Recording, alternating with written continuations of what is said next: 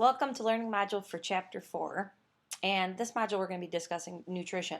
What I love about nutrition is one of those health decisions that you make 100 times a day. Everything that you put into your mouth, whether it's a drink or whether it's food, has either a positive or a negative impact on your health and your life.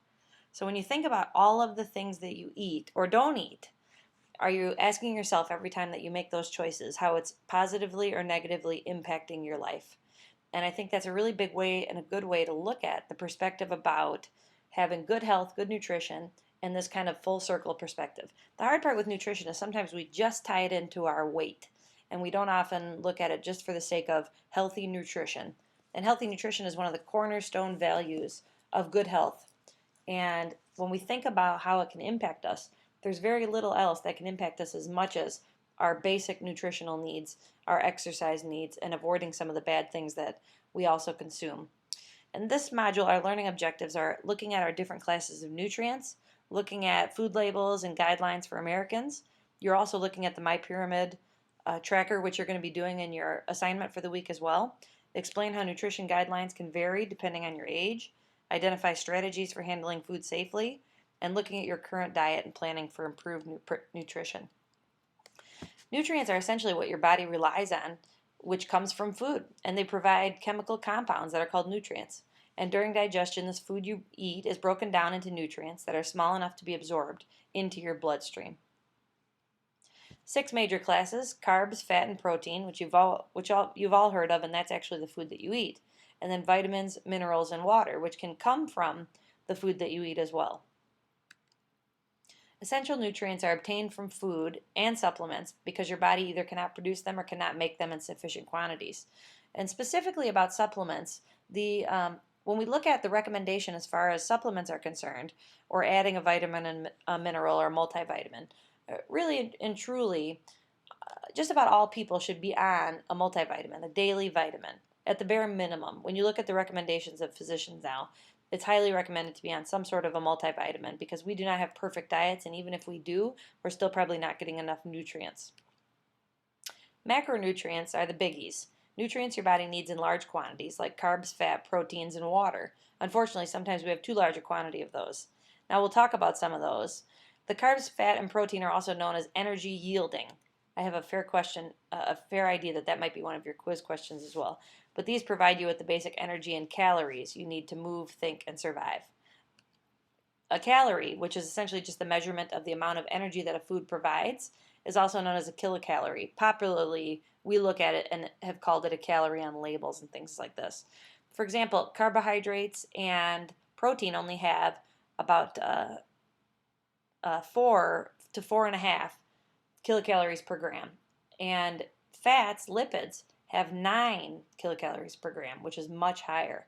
So for something that weighs the same, if it has a lot of fat in it, it's going to have twice the calories. One of the other things to add is alcohol has about 7 kilocalories per gram, so it's a little bit in between, but it does have a higher content. And if they decrease the content of alcohol in it, that can also decrease the calories. The body's universal energy source is carbohydrates, and most of our cells use carbs for energy. 2 categories of carbs, simple and complex, which we'll talk about, and all sugar molecules are the basic building blocks of both carbohydrates. The simple carbs, which are the ones that are truly the worst for us, they're constructed from 1 or 2 sugar molecules and are easily digested. That means you digest them quickly, they don't provide you a ton of energy, and they're out of your system. And you also store what's excess, often known as sugars. And these come from the food sources that taste pretty darn good. Cakes, they also come from white carbs like bagels, white pasta, white rice, things like that. Glucose, fructose, which is a natural fruit sugar source. Galactose, maltose, sucrose, which is known as table sugar. And lactose, milk sugar. And oftentimes when we think of our sugar intake in a day, we think of table sugar. But very rarely do we add sugar to something. Most things usually have so much sugar and we don't add to it. Simple carbs, your body's unable to distinguish between natural sugars and added sweeteners. So it's better to choose things like fruit that have naturally occurring sugars that provide other nutrients and vitamins. Complex carbs are the best possible carbohydrates that you can consume. They're not even in the same category at all as far as health is concerned with simple carbs. Made up of chains of multiple sugar molecules, and they take much longer to digest, which helps give you an aid of a feeling of fullness, as well as helps to give your body a lot of energy for a longer amount of time. Called starches, except for a few, specifically the one that you're going to think of is fiber, a non-digestible component of plants. And that's found in grains, legumes, vegetables, and fruits. And fiber is an incredibly important aspect of the complex carbohydrate. Coming from whole grains, unrefined grains or whole grains include three parts. I'm going to show you a picture in just a second as well. The bran, the germ, and the endosperm. These things are rolled oats, that's what you hear of oatmeal, popcorn, brown rice, not white, whole wheat, and many times you can have whole wheat pasta as well, whole wheat bread, whole wheat cereal, rye, and quinoa. The bran and the germ contain vitamins, minerals, fiber, phytochemicals, which are very healthy, and antioxidants, which are anti-cell damage. These help maintain body functions and reduce risks of certain diseases, and it's coming to our attention now that bran and germ and all of this basic aspect of whole grain is the one thing that's truly missing in our American diet. We're eating a lot of white foods, but we're not eating enough whole grain. And if you look at any aspect of your diet carefully, this is a really good one to focus on. Refined grains, which are the ones that are the white foods or anything that's been refined that's not a whole grain, includes only the endosperm, and they remove the fiber and some of the key nutrients. This would be white bread, most white pastas, white rice, and most baked goods, as well as cookies and things of this nature. This is a picture of the whole grain, including the bran, endosperm, and the germ. And obviously whole wheat bread is a good source, but there's many things that have whole grain, and they say it on the outside of the label. If you look, it'll be noticed on cereal boxes, on different breads, and many things that you eat to look for whole grain. If you're ordering muffins or bagels or pasta, look for whole grain. Recommended carb intake. Looking to consume about 130 grams of carbs each day, limiting your simple carbohydrates and expanding on your complex carbohydrates, which are the wheat and the whole grain. If only the minimum is met, then you're probably not getting enough fiber. And consume about half of your daily calories as carbohydrates. Half. Many times we increase our proteins and other things, but we don't need enough complex carbohydrates. Do not increase your carbohydrate intake of simple carbohydrates to be half. Decrease the simple and increase the complex. Switching to fats. Lipids are a group of substances that are not soluble in water. Fats help your body absorb other fat-soluble vitamins. They cushion and insulate organs, add flavor and tenderness to food, and they're the most concentrated energy source, like I mentioned. They have 9 calories a gram. They supply your body with energy as well. You know, a lot of times we think of the word fat and we think it's got a bad connotation, that it's not something that you want to eat. Your body actually needs fat, and it's a good source of energy. 2 other lipids, fats, are also present in foods. Cholesterol, which is found in all animal-based foods. All animal-based foods have cholesterol. So any kind of meat that you eat, eggs, anything like this has cholesterol. Now, cholesterol is from saturated fats, and we'll talk about that specifically, but the sterols and the cholesterol found in animal-based foods is one of the most important things to think about. The 2 big themes to take away from nutrition is increase your complex carbohydrates with whole grain foods and decrease your saturated fats. So you're not causing cholesterol, which is what we're most likely as a people to die from. About 60% of us will die from carbohydrates. No carbohydrates ever killed anyone. But we're most likely to die from some sort of cardiovascular disease, whether it's heart disease or stroke or so on. And cholesterol is one of the largest contributing factors to this. So choosing lean sources of animal protein are the best way to do that. And when we look at consuming cholesterol and phospholipids in your diet, we don't need those. They're both produced by the body. So if you choose not to eat animal products in your diet, that's a perfectly healthy choice to do. You just have to be concentrated and focused on making sure that you're getting vitamins and minerals in the quantities that's sufficient for your body. But it's an excellent choice. Saturated fats, fatty acid chains that are saturated with hydrogen. What does this mean?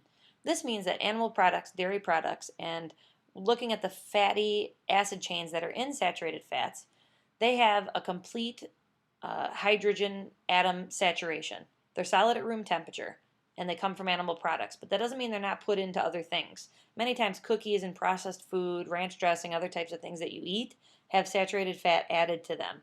They can increase the level of our bad cholesterol in the blood, and a high level of this LDL, which is the bad cholesterol, is a major risk factor for heart disease. Cholesterol makes your blood sticky. It starts to add little composites. It starts to clog your arteries, and increases your stroke risk and can lead to heart attacks. It doesn't feel like it's that important sometimes now when you're watching this, if you're 16, 18, 20, 40, 60, but when you start to think about how you want to live your life and how long you want to live, the one thing that we make continual decisions about is what we eat. And that can be something you change at any time. And the earlier you change it, the better it is for your longevity of life and your health. Ice cream has a ton of saturated fat, but so do so many foods that we eat. Most things that are processed have a lot of saturated fat, and we don't even recognize it. Unsaturated fats are the healthier fats for you. But now this means also that they're healthier for your heart. But just because they're unsaturated doesn't mean that they're healthy, because they still have 9 calories a gram. So you have to watch how much you're eating, because they will add extra weight to you. They do not have a full saturation with oxygen, and they're typically liquid at room temperature and not solid, mostly oils. They come from plant sources, and there's 2 major types, monounsaturated and polyunsaturated. Now, trans fats is something that is new that we're talking about. Now, if I ask you to look at a third thing, the most important things I mentioned are increasing your complex carbohydrates. The next thing that I think is most important is decreasing your saturated fats, which are found in animal products, and eating leaner choices of animal products like chicken and fish, as opposed to high-fat prime ribs or high-fat porks and so on. And when we look at the third most important thing, it's paying attention to how much trans fat is in the food that you eat. Read the labels of the food you get and see what it says. Trans fats are a created synthetic lie. The industry has taken something that is an unsaturated oil, and they've decided to make it more stable and add saturated solid fats to it. This is called trans fat. So what they've done is they've added this hydrogen atoms to it to make it more stable. Why? Because it's less likely to go bad. It lasts much longer. Have you ever picked up something and you thought, wow, this is good for 3 months in the fridge? How can that be? It's because they've added something to it to make it a trans fat. They've added hydrogen. If you've ever seen and thought about some of the other properties and the qualities, trans fats taste better. Saturated fats taste better than unsaturated fats. And until recently, until about 3 years ago, things like Oreo cookies were trans fat. Now they've gone trans fat free, but it took them a long time to come up with something that tasted just as good. So when we think about trans fat, those are big things to pay attention to. And they're almost exclusively in processed foods and commercially prepared baked goods, snacks, and so on. And we think about the trans fats and why they're important. It's because they can quickly clog your arteries and add to your cholesterol in a very dangerous way. Now, some food chains are going trans fat free. Some cities across the country have gone trans fat free, and even some states. So this is how significant of an issue this is for our health. So look at the trans fats on the labels of what you're eating. And if it has any trans fats in it whatsoever, then it's been artificially modified, added hydrogen to it to make it more stable. And that's something that's not good for your health and your cholesterol. They raise our bad cholesterol and they lower our good cholesterol, HDL cholesterol, and this increases our risk of heart disease significantly. And even small amounts have harmful health effects. So make sure that you're paying attention to the trans fats on labels as well. Actually, I'm going to go right back, I'm going to look at this here. Recommended fat intake should make up about 20 to 35% of our total calories, and most of that should come from unsaturated fat sources. Very little should come from saturated, and none should come from trans fat. Absolutely none. So saturated fats, less than 7%. Omega-6, about 14 to 17 grams. And omega-3, coming from many fish sources, about 1.6 grams a day for men and 1.1 for women. Protein is a macronutrient that helps build many body parts, including your muscle, bone, skin, and blood. So we need protein. And that's one of the areas to pay attention to. If you do choose a vegetarian or vegan diet, looking at ways that you can increase your protein in other areas. So that way you're getting it from beans, nuts, legumes, tofu, and so on. And they're found in both animal and plant sources. And paying attention to the source of proteins that can also be high in cholesterol and saturated fats, making sure you're choosing lean cuts of meat, or you're trimming the meat yourself, you're not frying it, you're baking it or steaming it, that you're also paying attention to not having high fat sources like prime rib and so on. Recommended that 10 to 35% of your caloric intake is protein. And intake above this increases risk for chronic diseases as well. Amino acids are the essential building blocks of proteins. And 11 amino acids are produced by your body, and 9 are not produced by your body at all. That's why they're called essential amino acids. They're a complete protein supply, amino acids, all in adequate amounts. Complete proteins, they have all of the amino acids that your body needs. So meat, fish, poultry, dairy products, and soy have all 9 essential amino acids. Any one of those has enough for the day. Incomplete proteins means that they're lacking some essential amino acids like legumes, grains, vegetables, seeds, and so on. That doesn't mean that you must eat complete proteins to make that up. All it means is you need to eat a variety of incomplete proteins if you choose not to eat meat sources, so that way you can make sure you're getting all of the different essential amino acids. Vitamins are essentially substances with no energy value, same as minerals, but they're needed by the body in small amounts for normal growth and function. They regulate your processes of cell production, nerves, digestion, skin and bone maintenance, and they help chemical reactions of your food nutrients take place. We need 13 vitamins. There are 2 types of vitamins. One is fat soluble, vitamins A, D, E, and K. That also sounds like a really great quiz question if I could just think out loud here. They dissolve in fat only and can be stored in the body's fat tissues. The water-soluble vitamins dissolve in water in excess amounts and are generally excreted from the body in your urine. And these include C, B complex, riboflavins, B6, biotin, folic acid. And every day we have to consume these at adequate amounts because we do not store them up. We should also be taking a multivitamin. Everyone should be taking a multivitamin. Vitamin D can be manufactured in your skin with adequate sun exposure, and I guarantee that all of us living here in South Florida are getting our vitamin D intake because we only need about a half an hour a day, and just walking to and from class or being outside for a few minutes is enough to get that in this tropical climate. Body relies on more than a dozen minerals to regulate these processes. They adjust fluid balance, they aid in muscle contractions and nerve transmissions, release energy, provide structure. The major minerals we need are sodium, potassium, chloride, calcium, phosphorus, sulfur, and magnesium. Water is the most basic of our nutrient needs. We need water desperately. We can only live a few days without water, truly. And it's dispersed throughout the body and is vital to everything that we do.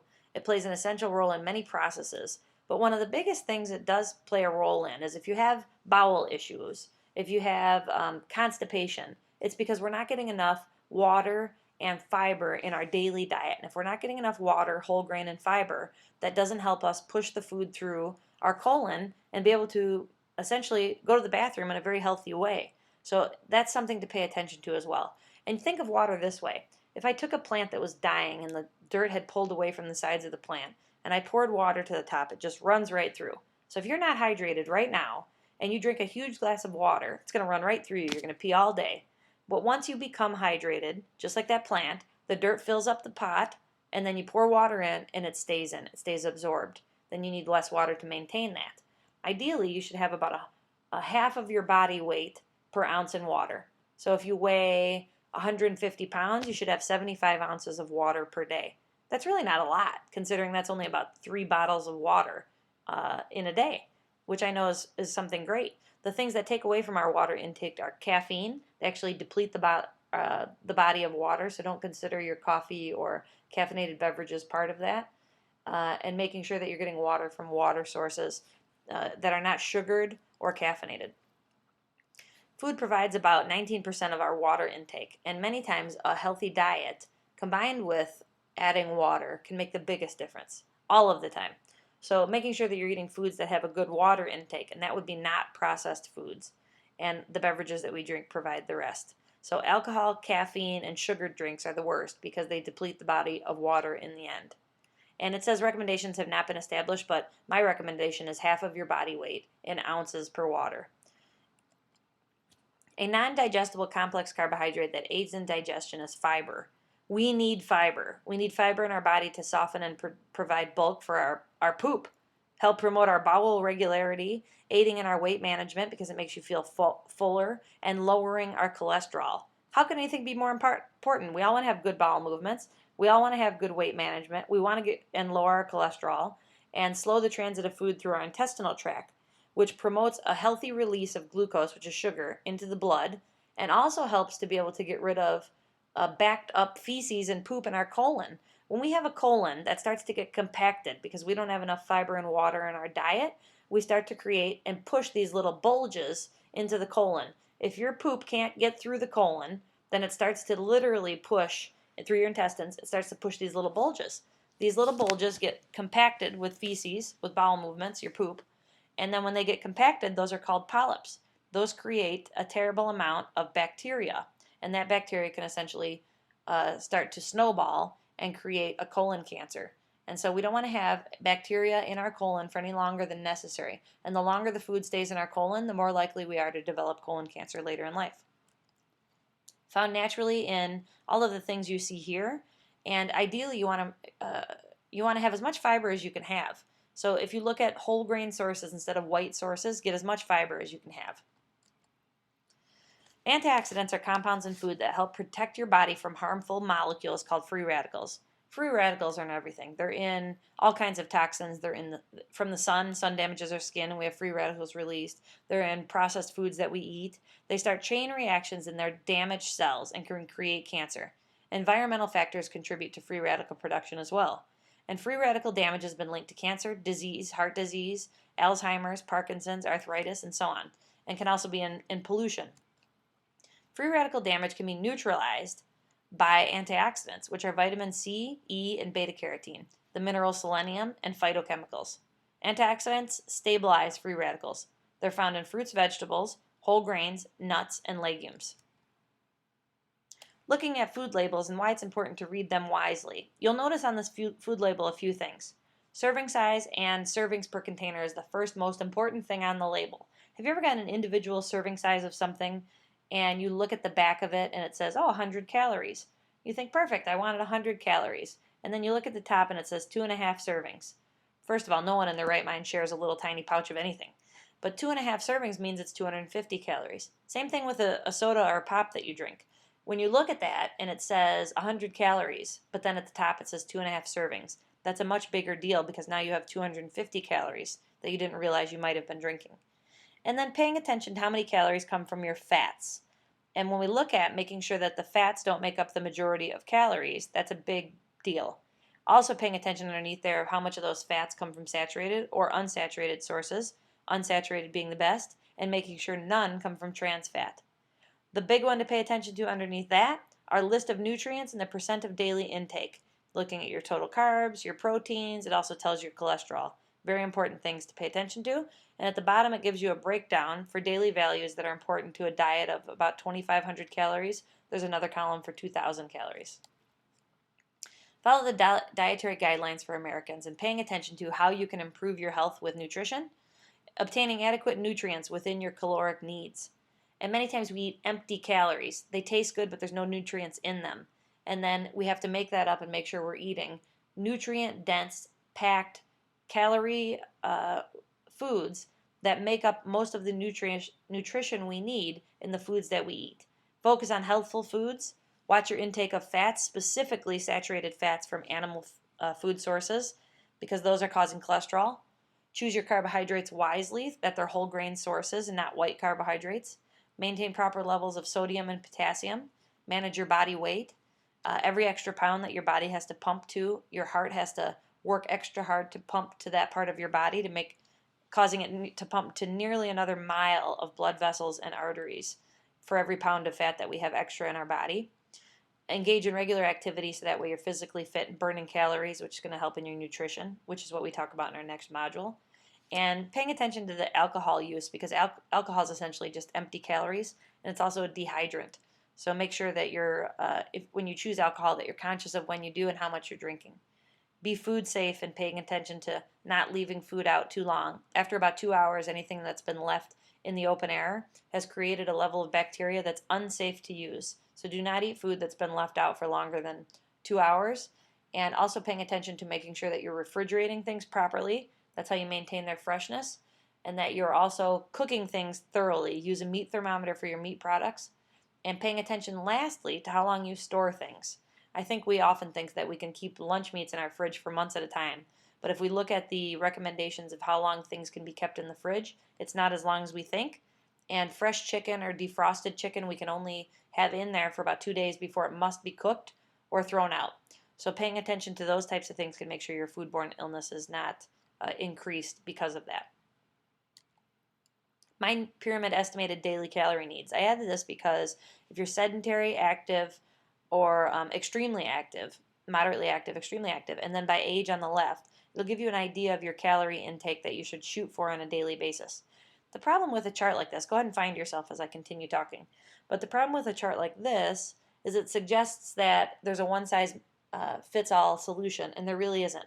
So if you kind of fall into one of these categories and you think, but if I eat 2,000 calories, I'm going to gain weight, then that's a personal choice that you have to know. Paying attention to how many calories you eat and knowing that if you go over a certain amount in a daily basis, you'll start to gain weight week after week, then you're going to have to decrease your amount of calorie intake. And if you look at it and think, you know what, I need more than that because I can't eat just 1,600 calories to maintain my weight or I'll start losing, then I need 2,000, then that's a personal decision for you as well. How much should you consume from each food group? This is a really great chart because this is the new My Pyramid chart, one of the My Pyramid charts, and it includes looking at our energy intake. So on the left here, you just found out how much calories you should be choosing a day. Say, for example, we'll choose the 1,800 calories a day. You need 6 ounces of grains. Interesting. This says grains. It does not say simple carbohydrates, which are the sugared white carbohydrates. You do not need any of those. So looking at grains, you need at least 6 ounces. Vegetables, 2.5 cups. Now think to yourself, many times we have vegetables at one meal per day, but we don't have vegetables at all the meals or throughout the day as snacks. And that's actually a pretty low recommendation. It's interesting that it tells you a recommendation as 2.5 cups. That to me is the minimum. Eat as many vegetables as you can possibly eat. Because if you're eating more vegetables than 2.5 cups, you're eating calories that you probably would have eaten from somewhere else. Vegetables have very few calories as it is. 1.5 cups of fruits, 5 teaspoons of oils, and oils wouldn't just be oils you add to things, they'd also be butters and other types of oil products. Milk, at least 3 cups a day, and that can come from healthy, low-fat milk sources. Skim milks, low-fat yogurts, very low-fat or fat-free cheeses, and then lastly, meats and beans, or protein category, which is a 5-ounce equivalent, and a 5 ounce is only the size of a small piece of chicken. Smaller than the palm of your hand would be 5 ounces.